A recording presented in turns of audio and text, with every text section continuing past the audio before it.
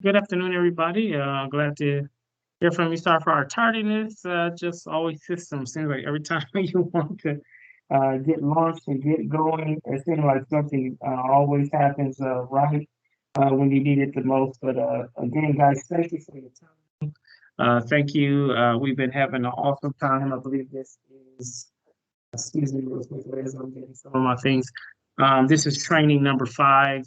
So we got one more training. And so thank you for the feedback. I've been getting wonderful feedback about how amazing the training is, how thought-provoking, how inspiring, and our training has been on dealing with trauma and trauma-informed. So again, uh, I am extremely appreciative of the opportunity, and so I want to thank Kate Velsey and the Justice Services team, and Safety and Justice and the MacArthur Foundation. Again, want to thank you again for the opportunity to come before you and give you training on trauma. And so, in these last several weeks, we've been teaching on being what is it, what is trauma, and how do we become trauma informed.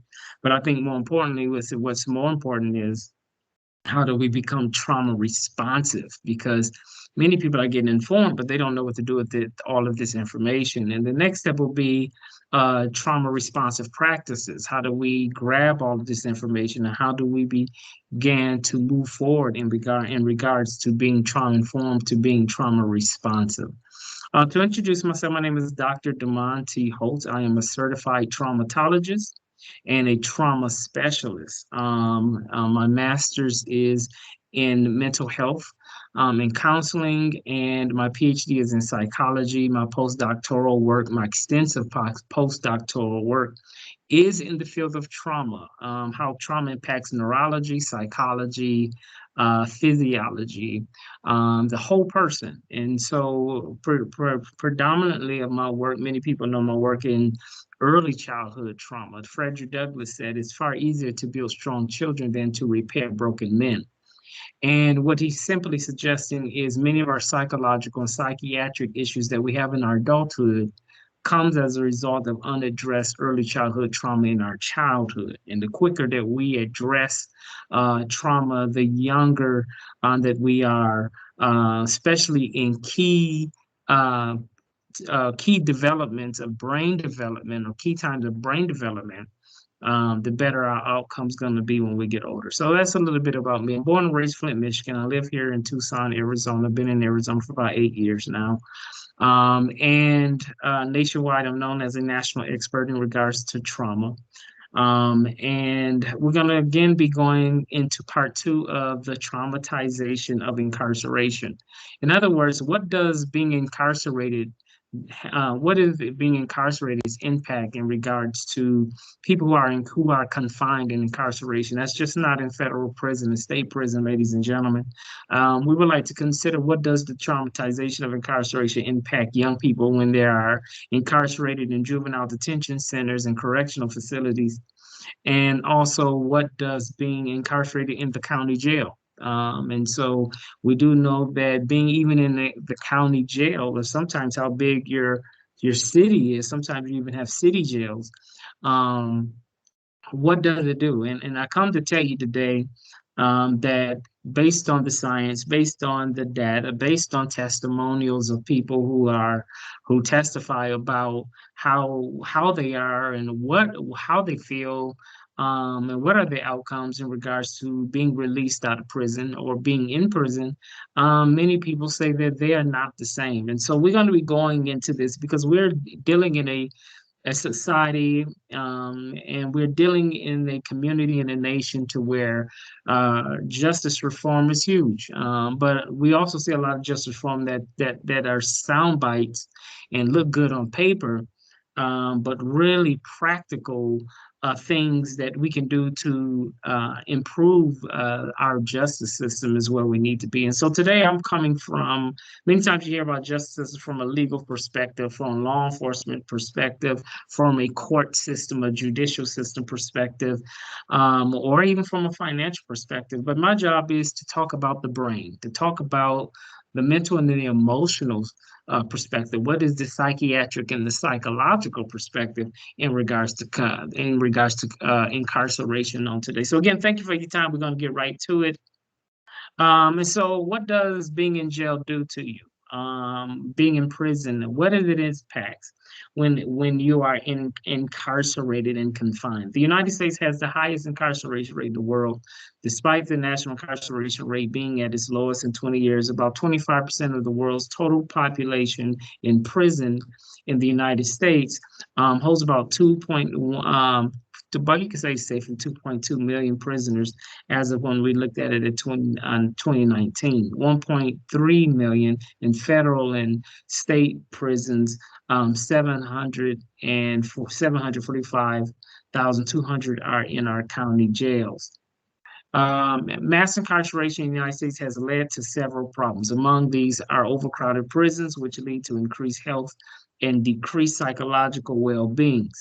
When it comes to dealing with the justice system based on racial issues, which I'm going to speak a lot of detailed stuff in part two later on, but many argue that incarceration dehumanizes poor people and minorities, damaging already marginalized communities and does not increase public safety. More than 60% of the people in prison are people of color. And for Black males in their 20s, 1 in every 8 in prison or in jail on any given day. 3/4 of all persons in prison for drug and offenses are people of color. In our Latino and Brown communities in 2009, the federal government held over 380,000 people in immigration custody. In regards to young people under 18 being in the juvenile population, today there are over 92,000 juveniles in federal, state, and local custody. In regards to dealing with education and incarceration, there's a new epidemic when we arrest too many kids from the schoolhouse and incarcerate them in the jailhouse.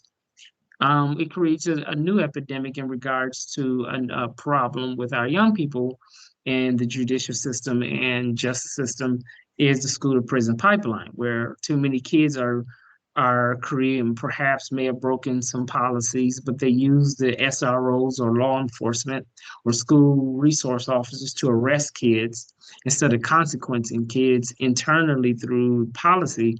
They arrest kids and criminalize them and put them into the juvenile detention center. But the question is, what in the world does traumas, what kind of traumas that really takes place out of prison? What is prison's impact in regards to trauma? What is being incarcerated? What is being arrested and incarcerated in county jails? What are those impacts? And there are impacts, ladies and gentlemen. You hear me say all the time, I always start out talking about trauma may not be your fault, but certainly trauma is your responsibility to heal from it. Because if we don't heal from our traumas, we end up bleeding on people that didn't cut us. In other words, hurting people hurt people. The reason why we see a lot of people hurting people is because they have a lot of hurt on the inside of them. And they have been exposed to a lot of traumas that they did not heal from. And so we inflict pain when we have not healed from our pain. And when you have been traumatized, your brain is not the same. I like to bring my brain with me. I have my brain with me today. This is the most complex organ in our body. And this organ here sometimes go through some tragedies, experience a lot of really intrusive situations and circumstances, life-threatening, life-altering situations. And when trauma has impacted an individual, it impacts the brain, but it really doesn't go into the depths of the totality of what trauma can do. And trauma just doesn't impact the brain, but trauma also rewires the brain. And so when we are born into the world, we're born to have brain development that builds on connection. But when trauma has transpired in someone's life and they have not properly addressed it and they have not properly healed from it, the brain shifts from connection to protection. And the brain becomes on high alert because of all of the different life-altering and life-threatening things has happened to them. And so instead of brain developing in its healthy way, being in extreme stress and experiencing high levels of hypersensitivity and hypervigilance makes this brain go to survival mode, which the limbic system of the brain takes over. I'll talk a little bit more about that. But certainly, when individuals are incarcerated, we already know we have mental health issues because some people have mental health issues before they went into prison or before they went into being in jail. Matter of fact, some of the reasons why they're in prison or in jail is because of mental health issues and mental illnesses. But we do know that if you did not have a mental illness or mental health issues or psychiatric problems, that when you go to jail, when you go to prison, because of the environment, can create some emotional and some psychological ramifications. Sociologist uh, Donald Clammer noted in his classic book, The Prison Community, that the prison experience is neither normal or natural and constitute one of the more degrading experiences a person could ever endure. So trauma from people in prison are likely to report that their adaptation to constant scrutiny of guards and the lack of privacy are psychological debilitating. We also talk about trauma from prison is some literature suggests that people in prison experience mental and deterioration in apathy and endure personality changes and becomes uncertain about their identities. Several researchers found that people in prison may be diagnosed with post-traumatic stress disorders as well as other psychiatric disorders, such as panic attacks, depression, and paranoia. Subsequently, these prisoners find social adjustments and social integrations difficult upon release. What does jail and prison impacts has on the brain? Other researchers found that incarceration experience promotes a sense of helplessness, greater dependence, and introversions, and may impair one's decision making ability. This psychological suffering is compounded by the knowledge of violence, the witnessing of violence, or the experience of violence, all too common during incarceration. Some assert that the psychological effect of incarceration developed during confinement are likely to endure for some time following release.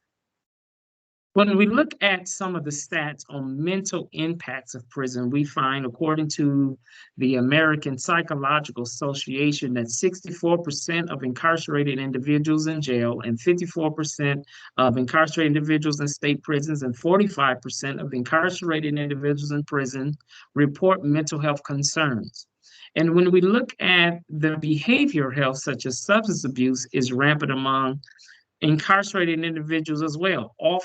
Quite often, mental health issues and substance abuse issues occur alongside one another. So we know that there are mental impacts from being in prison. Forms of punishment result from deprivation caused by loss of liberty, material impoverishment, personal inadequacy, loss of heterosexual relationships, loss of autonomy, loss of personal security. When we look at what the impacts are, the impacts is really, really concerning. I believe this is the reason why when we talk about criminal justice reform and we talk about uh, alternatives to incarceration, which means of having robust and comprehensive programs that would be far better of an outcome of an individual who's incarcerated than just sitting in that jail cell. We need to be, this is another reason. Again, when we talk about justice reform, when we talk about alternatives to incarceration, many times we talk about it from a legal lens, we talk about it from a law enforcement lens. We talk about it from a recidivism lens, cycle from a financial lens. But my job is to bring it to you in a presentation in such a way that you also look at this from that we should be looking at reform from a psychological lens. The fact that the matter is, if all of these things are true, which they are, based on the science, based on the data, based on personal testimonials of those who have been in prison, based on the staff that's in jail, that's in prison, that's your prison nurse or jail nurse or mental health practitioners from correctional officers, detention officers, prison guards. The fact of the matter is, this is taking a major traumatic and mental and emotional toll on the whole prison community. So this is not just talking about the inmates. This is also impacting the staff, which creates secondary trauma. And so we need to be looking at when we talk about reform, it's not just looking at it from a financial base. Like, well, we spend all these millions of dollars of keeping people incarcerated. So what do we do? And those things are great. Don't get me wrong. I think we should be introducing better ways on that can be more conducive from both sides of the aisle for the inmate and also for the facility and the government agency. But we need to be looking at from a psychological lens. What does prison do? What does prison do to the brain of those that are incarcerated, and what does prison do to the brain of those who actually work in those environments? And the fact of the matter is, we know, just talking with some leaders that oversee county jails, is that taking a lot of time off is high among prison guards and among correctional officers, calling in sick just to have extra days, not to just be in that maladaptive environment. Ladies and gentlemen, that is saying a whole lot and explain the reasons why trauma is real in prison, and trauma has its impact on the brain and the mental health and wellness of everyone in the room. And I'm saying this is because I believe now this is where we need to have those robust and comprehensive conversations on making sure that we get it right when we talk about crime now. Coming through the 70s and the 80s, it was really big on being tough on crime, put everyone in jail, and that's going to be the fix. And then when we had the drug epidemic, in which we're going to talk about that and how many African Americans and Latinos and communities of color were impacted, we just arrested and incarcerated everyone and impacted everyone, and it's impacting the brain. But the big issue why I bring this up is because on this part or in this piece of the training is because we want the dangerous. We want the danger to society. We want those locked up. But individuals who have made some bad choices as nonviolent offenders, perhaps we can be looking at better ways how we can help them. And if they're homeless, or if they have mental health issues, or if they have substance abuse issues, should they just be sitting in a jail cell or in prison, or can we be looking at better ways to rehabilitate and educate individuals so that their outcomes can be better? So we're also looking at the toll prison takes on psychological well-being. I'm not sure if we really properly assess how negative um, that prison has played on the brain and mind of individuals. They are no longer considered productive members of society. So you got to think, how does that plays on the part of someone who's being incarcerated in prison? How do you think they feel when they now are no longer considered a productive member of our society and of our community? People can experience a loss of purpose when they're locked up. Prisons are not obligated to pay their occupants a minimum wage for labor. They can charge high fees for phone calls with families. Thus, it can be difficult for a justice-involved person to contribute to their family's financial and emotional need. A a perceived lack of purpose in life can take a serious toll on anyone's psychological well-being. So this has a major impact on how people feel when they're incarcerated. There's also a rule or some legislation that do not even allow family members who may be in law enforcement, who may be a police officer, or sheriff, a deputy sheriff, or a state trooper, or who's in some level of law enforcement as a career, have a relationship with someone who's a felon. So we also create these divisions within our families and our communities because we're trying to be so tough on crime. And I think now we're trying to get this right on not so much being so much on tough on crime, but being smart on crime. Because we saw that we've rushed to indict people, we've rushed to convict people. We've also had so think about someone who's in prison, that know that they were justly convicted for their crimes and they're in prison being impacted by prison. So imagine an innocent person who has been convicted, wrongfully convicted, sitting in prison that did not do the crime, but because of the fact that they couldn't afford a great legal counsel to represent them, or they couldn't get investigators to really find the facts and things of that nature, and as a result, because of poor legal representation or no representation, and overzealous prosecutors have convicted people, and got indicted people and got a conviction through a jury of their peers, are now sitting in prison without doing the crime. We're seeing so many people as well after being incarcerated for 30 and 40 years, been in prison for the most of their lives, for a crime they did not commit, and they have to sit in there and finally, after 30, 40 years, they'll be exonerated. Yes, that's trauma like none other, ladies and gentlemen.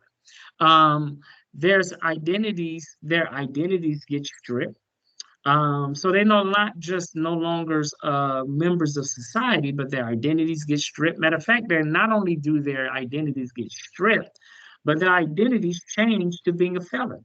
And we know in our country, when you get a felony, even if you do 6 years in prison, you do 10 years in prison, you do 20 years in prison, it's not like when you complete your sentence, you come out of prison, and you're considered an ex-felon. No, you may be an ex-inmate, but you stay a felon for the rest of your life. And you mean to tell me you think that you're gonna come out of prison and return back, re-enter society and the community, and integrate with your family, and you're the same after all of that? And now, even though you paid your debt to society, and you're still a felon for the rest of your life? No, it's really traumatizing. When someone is incarcerated, they are no longer known for their profession, such as being a musician or a delivery driver, and they are known for their skills. They're no longer known for their talents. They're no longer known for their knowledge. The loss of sense of self can be quite disorienting, quite confusing and troublesome, ladies and gentlemen. This all plays a part on impacting the mental health of the individual, not just their mental health, but their self-value, their self-esteem.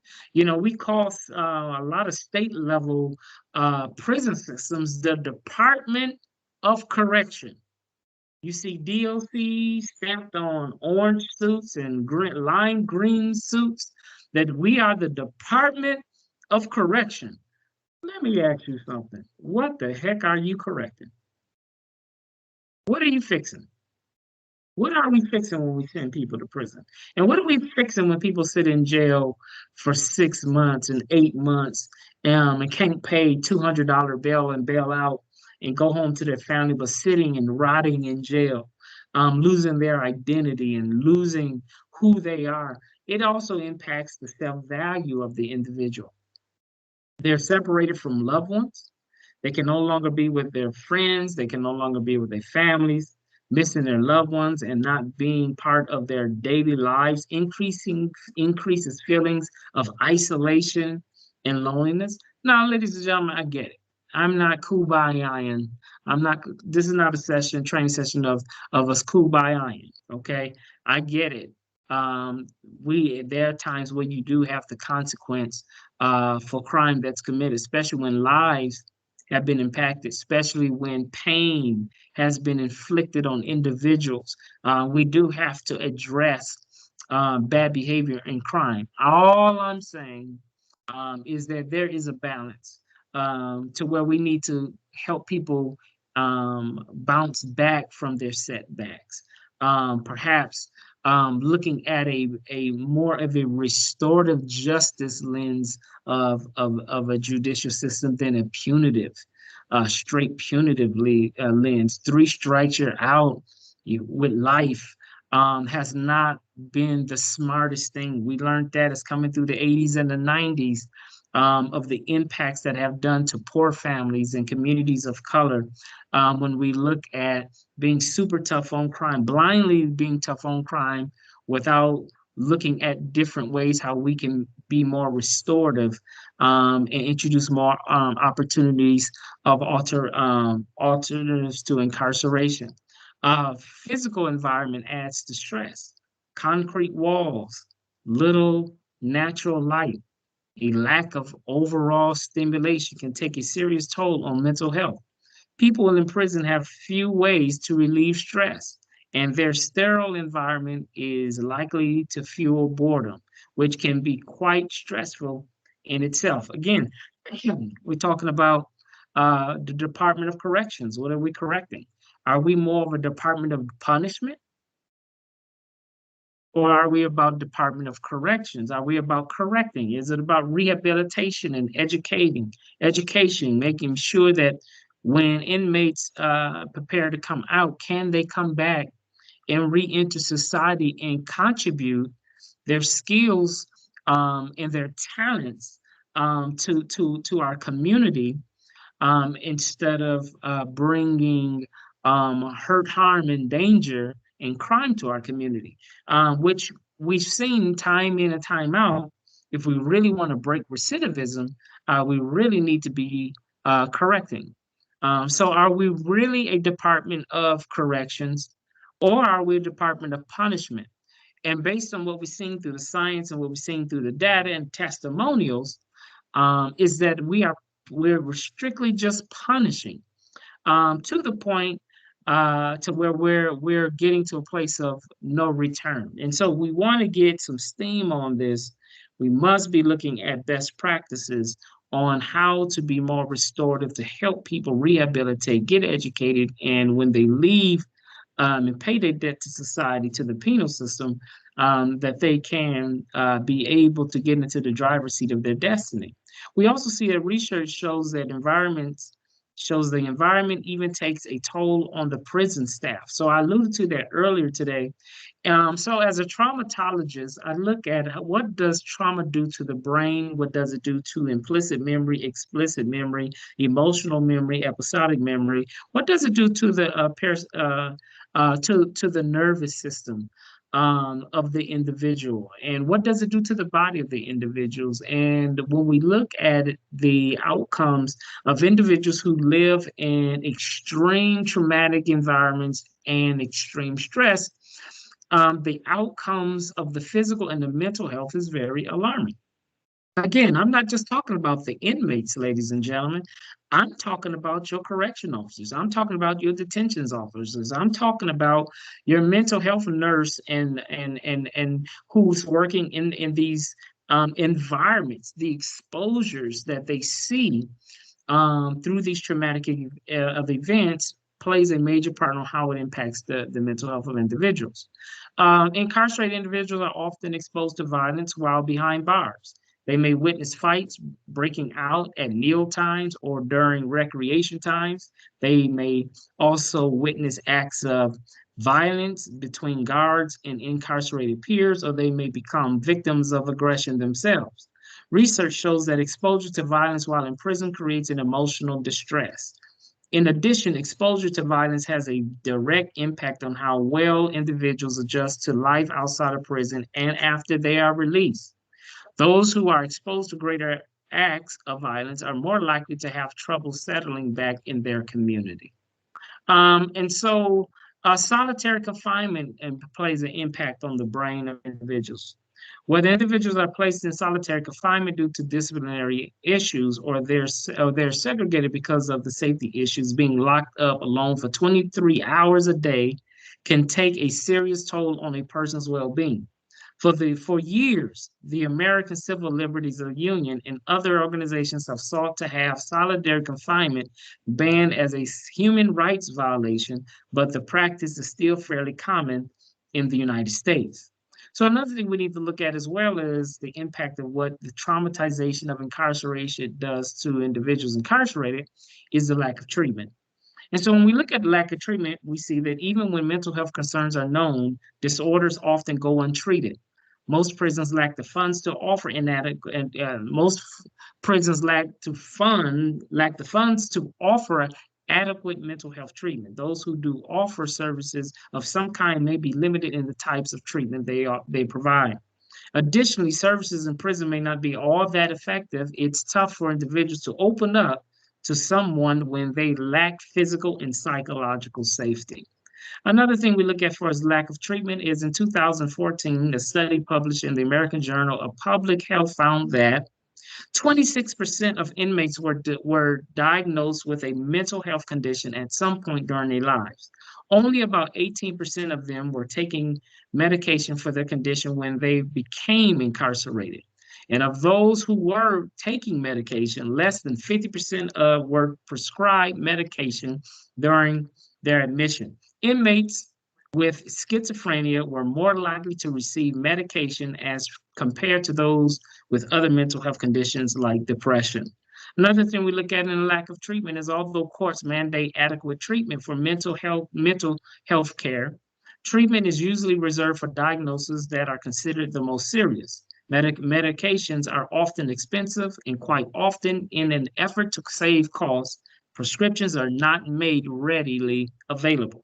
Specialized treatment is rarely available in prisons, and generic groups or services may not be able to exist with the specific conditions. Additionally, most prisons do not provide adequate access to treatment providers.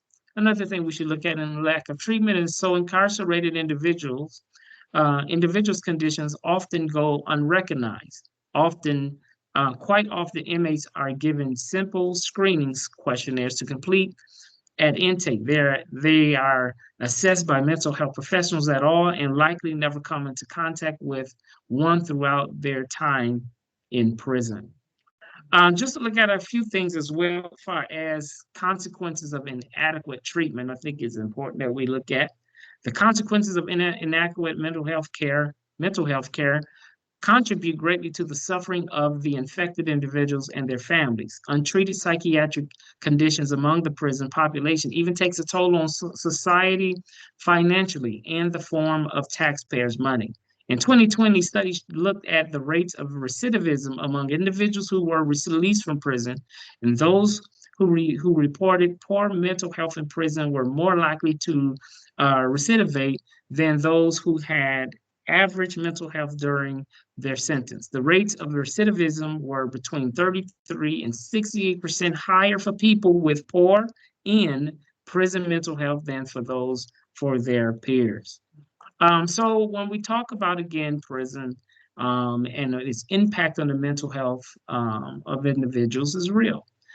We know the beatings, reports of stabbings, reports of rape, reports of gang violence is huge as a traumatic experience to those who have been incarcerated.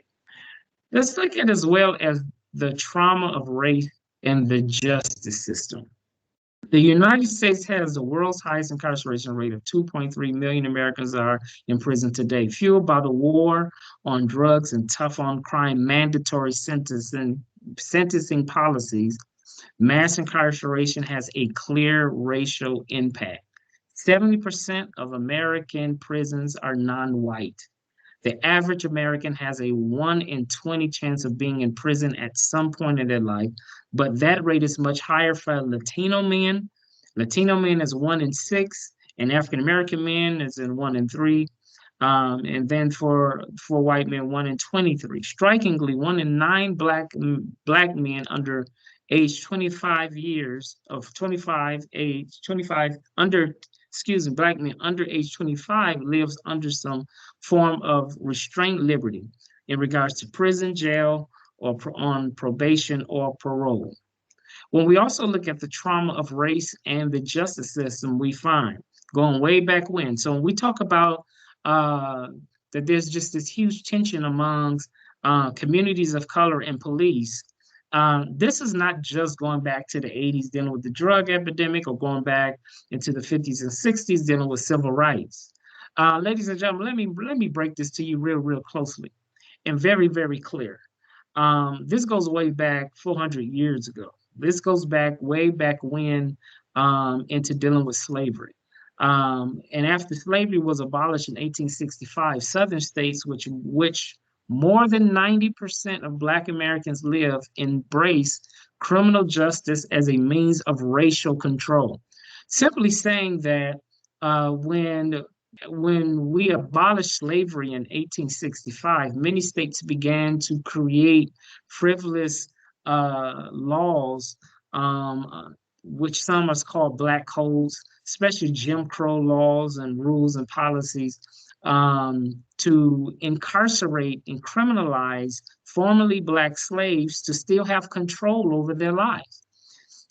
Discriminatory Black codes led to the imprisonment of unprecedented number of Black men, women, and children who were returned to slavery-like conditions through forced labor and convict leasing systems that lasted well into the 20th century. Simply saying, ladies and gentlemen, that when former Black slaves were emancipated and slavery was abolished, many Southern states created these Jim Crow laws and Black codes policies to make it easy to incarcerate, arrest, police, and incarcerate those former slaves, and then create contracts with the same slave owners and still have them out there doing forced labor and convict leasing systems. And again, this goes all the way up to the 20th century. Criminal laws also were used against civil rights protesters who were announced as lawbreakers and faced arrest, incarceration, and police brutality. These courageous campaigns earned many victories, but policies to combat racial inequality, including the Civil Rights Act of 1964, have not targeted has not targeted criminal justice, where outcomes are still impacted by the same racial bias and inequality that pervade American society. Mass incarceration today stands as a legacy of past abuses and continues to limit opportunities in our nation's most vulnerable communities. Simply said, ladies and gentlemen, is that we don't have we do not have one united justice system. We know throughout history the justice system looks different for many people, especially if you are poor. And number two, especially if you're non-white, if you're part of the community of color, if you're African American, Latino, and in other ethnic groups, you will feel the bite of the system of being very biased and with discriminatory policies. The criminal justice system is seriously affected by racial bias possessed by some police, leaving their country's racial minorities to suffer and deal with outdated judicial precedents. There are many racial disparities within the criminal justice system that are particularly aimed towards non-whites, including mass incarceration attacks on minority groups. We know that police still to this day, even in our community, overly police in communities of color. Post-conviction bias, jury selection is not a topic that we talk a lot about, which also creates wrongful convictions, especially if you're Black and brown, especially also on the war on drugs. We also do know that the trauma of race and the justice system also policing falls under scrutiny especially now when under the microscope that is modern media over the mistreatment of racial minorities while being apprehended or in some case wrongfully stopped. In recent years, the mistreatment and killings of minorities by police, wrongful and or justified, has finally caught the public eye. Granted, whites have a larger majority in populations as shown the table, but of the small percentage of blacks, great percentages of them have been fatally shot by police. And so, speaking of in the recent several years of what we began to see individuals being killed at the hand of law enforcement, especially with people of color being unarmed, not even armed, unarmed being killed.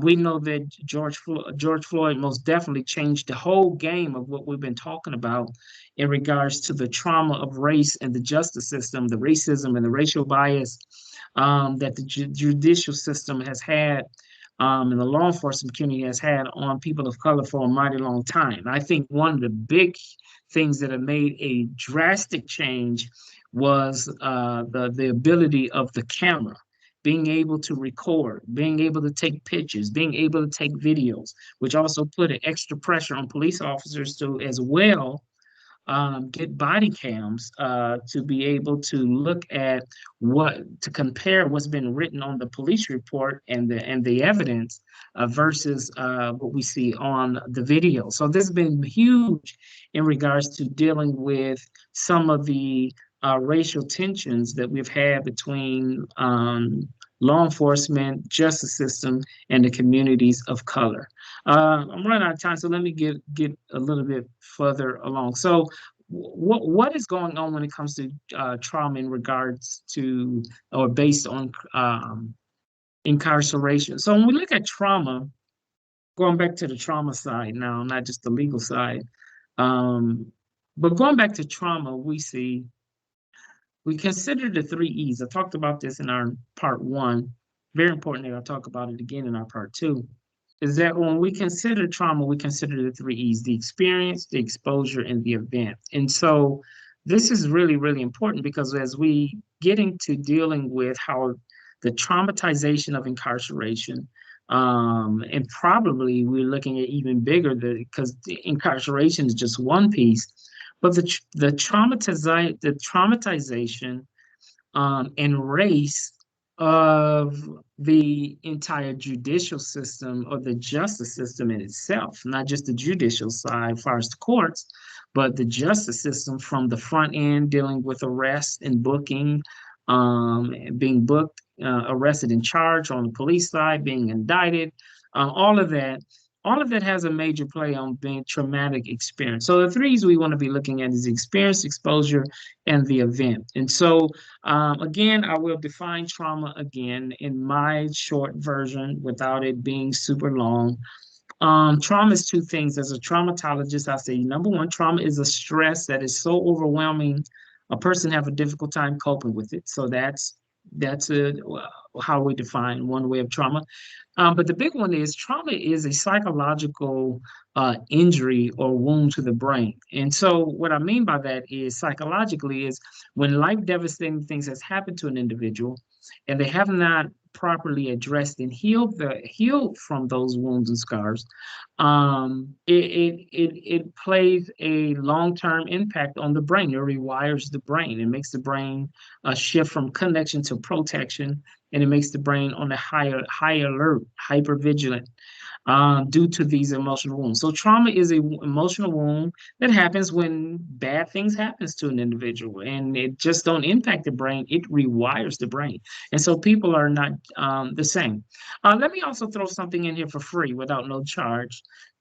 Is this is the reason why we have to have trauma-informed agencies. We need to have a trauma-informed courts, and not just a court that deal with mental health issues, but a trauma-informed court, because of the fact that many of the mental health issues comes from trauma in the first place.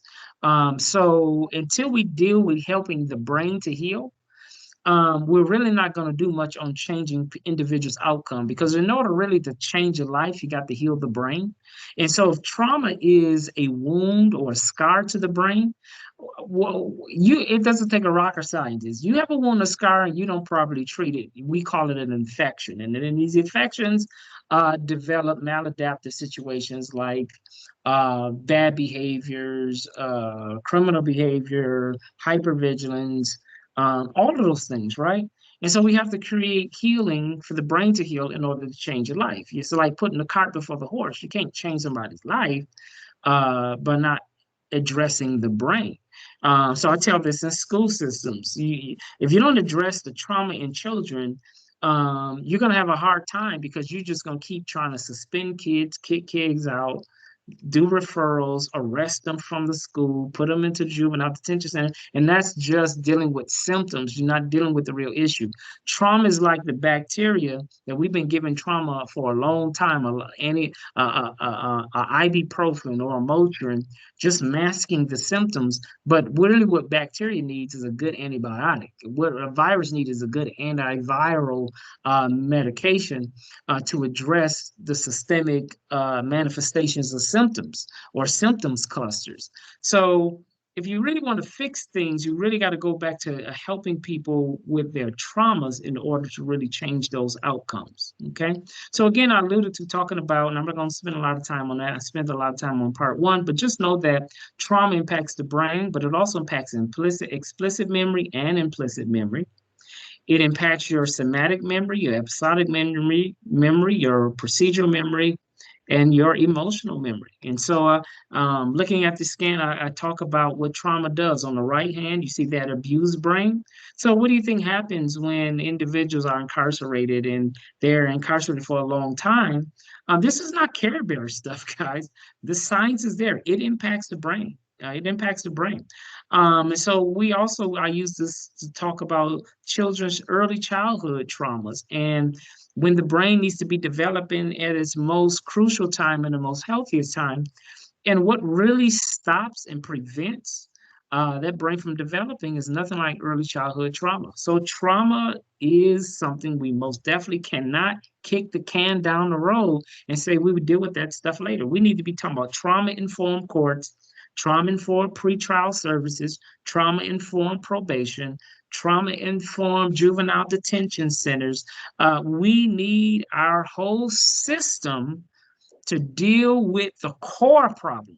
So we're talking about Department of Corrections. What are we correcting if we don't deal with the core issue of what many people are going through? We cannot arrest our way to a permanent solution. We cannot just indict our way to a permanent solution and convict our way and sentence our way to a permanent solution. At some point, we're going to be putting too many people in prison that should not be there, and they could be doing much more interactive, productive things with their life than just rotting in prison. Again, now if we're talking about the murderer, we're talking about the rapist, we're talking about pedophilia and all these other things. Those things are different. Armed robbery, those things are different, right? That is danger to society. Lives are impacted, lives are lost through those type of behaviors. But not so much being really, really super tough on crime, but being in this age, being smart on crime. Do it make sense? Then we get to the positive side of trauma. Can you heal from trauma? Even with race-based trauma, even with prison-based trauma, incarcerated-based trauma, you can heal. One thing about the brain is very resilient. It can be rewired by bad things, but I got good news for you. It also can be rewired for good things. And so one of the best practices that really helps the brain to start addressing some of the traumas and some of the psychological injuries that has happened to the brain is getting the brain to shift from being so hypervigilant to feeling safe. And so one of those things is meditation. Meditation has been huge, especially if you suffer from insomnia, if you suffer from post-traumatic stress disorder, or from PTSD. Meditation has been huge. I practice this. I use meditation on some of my clients, have been very, very effective for those that wants to get some rest and get some sleep, to help with dealing with nightmares and all of those things. Meditation is a good way to go. Therapy. There's all kind of different types of therapy, right? And one of the most Traditional ones would be psychotherapy, which is talk therapy. You know, it's getting a psychologist or psychiatrist or counselor to get some sessions going on helping you get through some of those prison-based traumas that even though you've been released from prison, that person still may be having nightmares, still showing symptoms of post-traumatic stress disorder, or suffer from depression, anxiety, schizophrenia. One of the great things you want to be doing is getting some therapy, getting some help. And let me say this, because I don't think this has been said enough. um, every therapist is not good for you, right? So it's just like every doctor, right? You want to find you want to get that right doctor, you want to get that right practitioner, that right therapist that understands you. I also think that culturally relevance and culturally competence is important as well. You may feel comfortable if you're African American finding a therapist that look like you and understand your culture and your struggle, or someone who's Latino and Hispanic that understands your culture and understands your struggle. So when I say get a therapist, I don't mean just let your finger do the walking and just pick anybody. Ask questions, interview your therapist, see if that maybe they may be certified, obviously they're licensed and certified, but that doesn't mean that they have specialties in every single thing. So you might need a certain specialty like EDMR or cognitive behavior therapy or hypnotherapy, or mindfulness meditation, whatever that looks like. I got some colleagues that do art therapy. Sometimes just doing art has been effective to help people through their trauma. So go after it. I'm not going to tell you what kind of therapy to go after because that can be different and that's case by case. But get you some help. Psychotherapy, I talked about. EDMR, I talked about. Hypnotherapy, I talked about. Let me close on this on resilience. When you get the things that you need, you get the relationships you need, you get the resources you need. And I didn't put relationships in here. So let me just talk about for just a few moments for our release. Is that relationships is huge, ladies and gentlemen. Everything starts out with love. Love is the most powerful force in the universe. It is the most healthiest medicine in the entire wide world is love. The songwriter said, "What's love got to do with it?" Tina Turner said. The other writer said, "What the world needs now is love, sweet love. We need love. Love is the key." One of our leading psychiatrists in trauma, Bruce Perry, said the same thing. That one of the healthiest, the most greatest antidote of a medicine that someone with trauma can get is not an antidepressant, not a psychotropic medicine, but but love. And so love is the key. So relationship. Change those negative environments, those toxic relationships that's filled with a lot of trauma and toxic environments, and connect yourself with some positivity, which would be love. And now I close out with resilience. I don't think we talk enough about resilience when it comes to trauma. And I think we spend so much time on the negative that we really don't pull out and balance out and start talking more of the positives of trauma. And ladies and gentlemen, yes, I'm going to my soapbox and say, and one of my other statements is that trauma may be your history, but it does not have to be your destiny. So that simply means that trauma may explain some things you've been through. That could be a divorce, that could be through foster care, that could be through a death of a loved one. Maybe you're grieving, maybe you're going through all of these different things. But let me help you to tell you that there is resilience. You can bounce back from every setback. And so resilience is talking about the strengths from the tragedies. And so much more work we have to do. Yes, I talked about the racism that's in our justice system and how there's so much tension between police and communities of color. But let me tell you the resilient side. The resilient side is there are some police officers that puts on that badge and uniform, that gun, leaves their family to go serve their community and protect their community, putting their lives on the line for people they don't even know, because they love their community and they love their families and they love their nation. And we support that, right? And so even though we may see some tragedies, we cannot ignore some of the great highlights of what people in uniform and what our first responders do every single day without thinking about it. Every 911 call, regardless of how dangerous it is, they put their life on the line. And so that tells us that there is light at the end of the tunnel. We still have a lot of work to do. We still have a lot of communities that's been hurt by being incarcerated. We even have wrongful convictions of people that have been sitting and rotting in prison for 30 and 40 years that have been wrongly convicted. But the resilience of is that when some people realize we can't just allow that injustice to sit there, we have to do something about it. We got to get that person out of prison. Let's go do some investigation. Let's go gather the facts. Let's go reopen that case. Let's look at the DNA and use the technology that we have to make that wrong right. That tells us about the power of resilience in our community.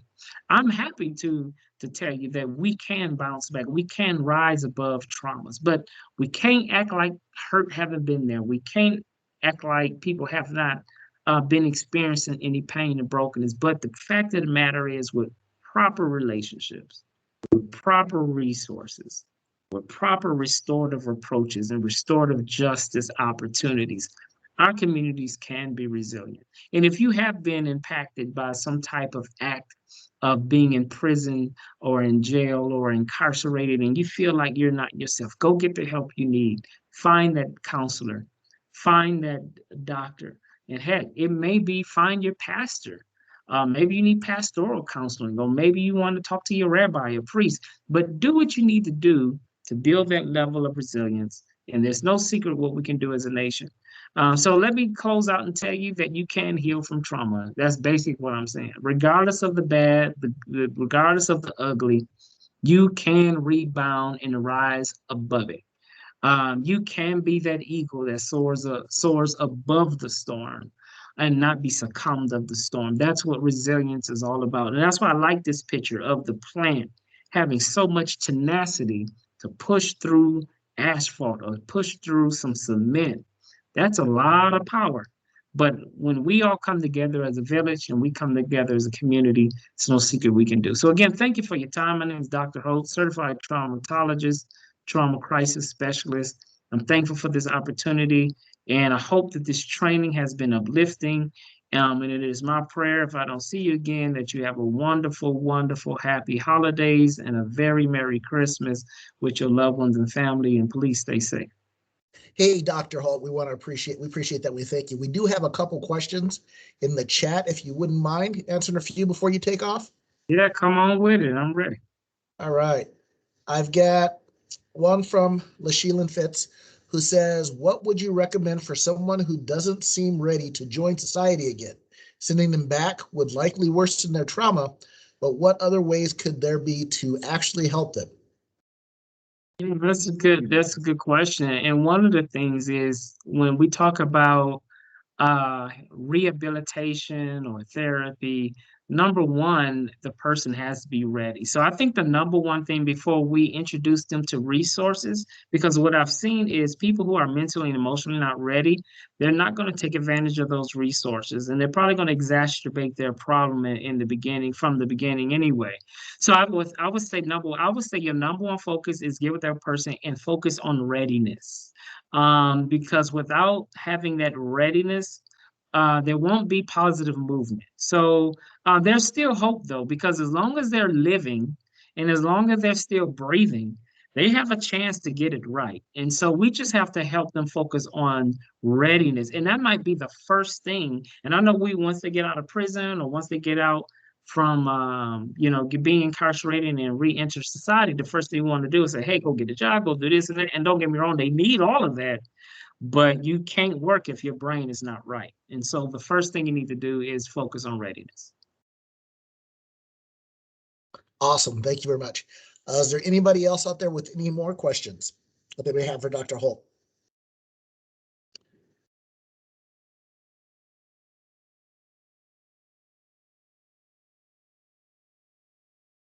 Okay, I don't see anybody typing in the chat.